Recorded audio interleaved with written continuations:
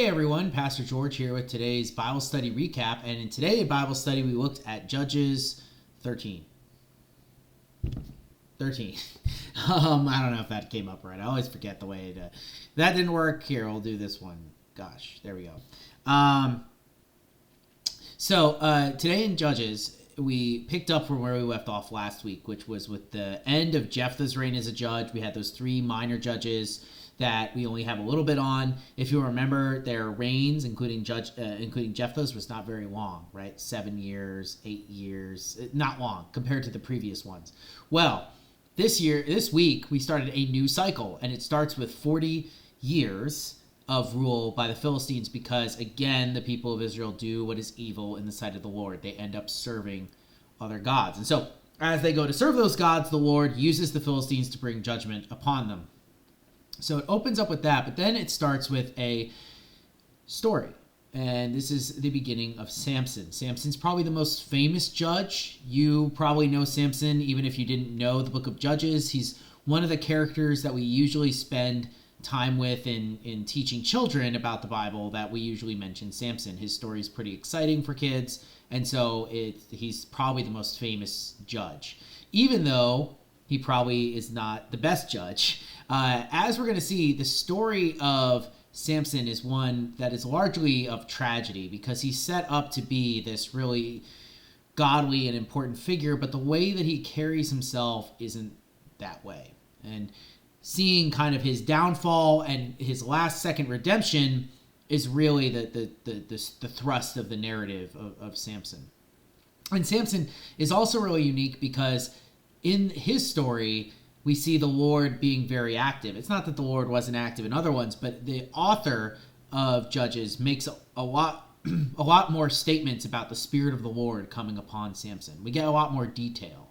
So Samson's life is a lot more fleshed out for us than the one of other judges, which maybe we only get a chapter of in some cases. So I say this because you'll see that the beginning of this starts out auspiciously, right? It starts out with Samson looking pretty good because his birth narrative is like a lot of others in the Bible, right? In our lesson today, we compared it to John the Baptist, we compared it to Isaac, we compared it to other stories that happen in the Old Testament, right? Where there's a barren woman, Hannah with Samuel, where there's a barren woman, and God promises to give her a son. And in this case, that is the wife of Samson's father, Manoah, and his wife is promised to have a son. The interesting thing, though, is this promise comes with a requirement.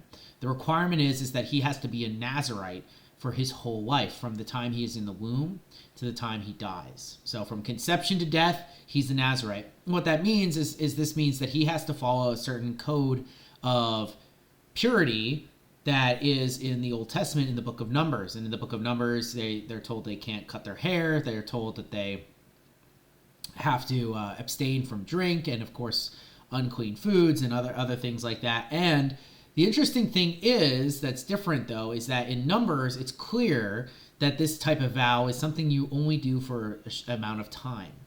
And then there's time when you end the vow, because there's a whole ceremony and ritual you go through when the vow is over. It's kind of like a Lenten fast, if you want to think about it as something that's more modern, right? Something you would do for a period of time in order to grow closer with the Lord, right? By abstaining from things and caring less about appearances and things like that. That seems to be kind of what it's going for. And then he would return. The thing with Samson is that he is not supposed to do that. His whole life is supposed to be one where he is living out the Nazirite vow. And so from birth, he's marked to do this really holy and important thing.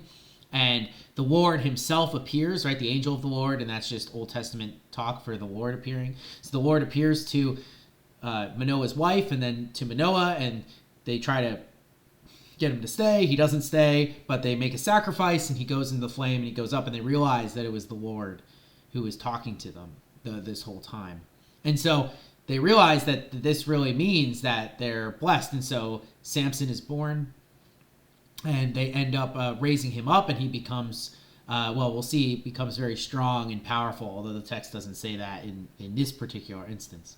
And then our chapter ends today with Samson feeling the Spirit of the Lord come upon him, and in this area, and that's going to cause him to go do something next week. But the important thing to note is, if you keep track over these next few weeks, keep track of how many times the Spirit of the Lord comes upon Samson, and think about how that affects his life, whether it does or doesn't, and his own relationship with the Lord. And it kind of shows you that Samson is certainly a character to be admired in some ways, but also someone that is very human and very much like us in terms of how well he's able to follow what God wants him to do.